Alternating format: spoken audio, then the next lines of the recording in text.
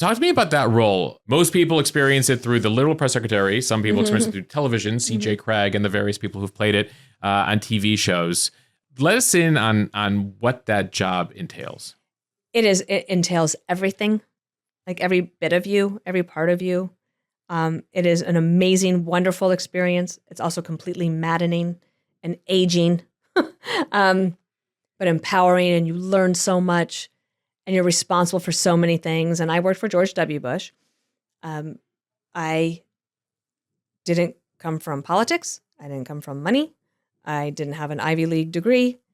I remember a couple of times having imposter syndrome that I write about a little bit in the book too. Of one time, him asking me a question, and I thought, he's asking me? My God, what do I know?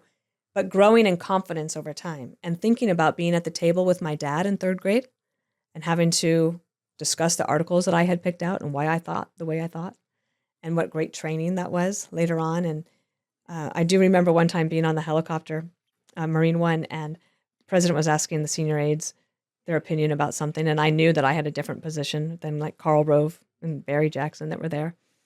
And so I have to, like, here's what I think, sir, in front of them. A little intimidating. And as we were landing, he looked up and he said, "She's exactly right."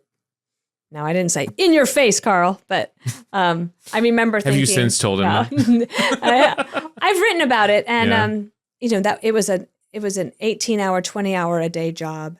I loved every bit of it. It was where you could advocate for the president, defend the United States of America. I never thought of myself as the press secretary for the Republican Party. Never.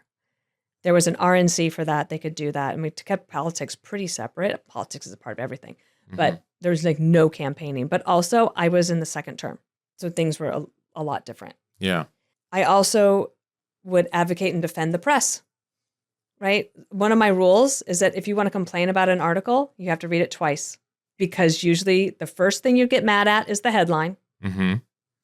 The first read, you're like, mad. The second read, it's like, they got a point. Yeah.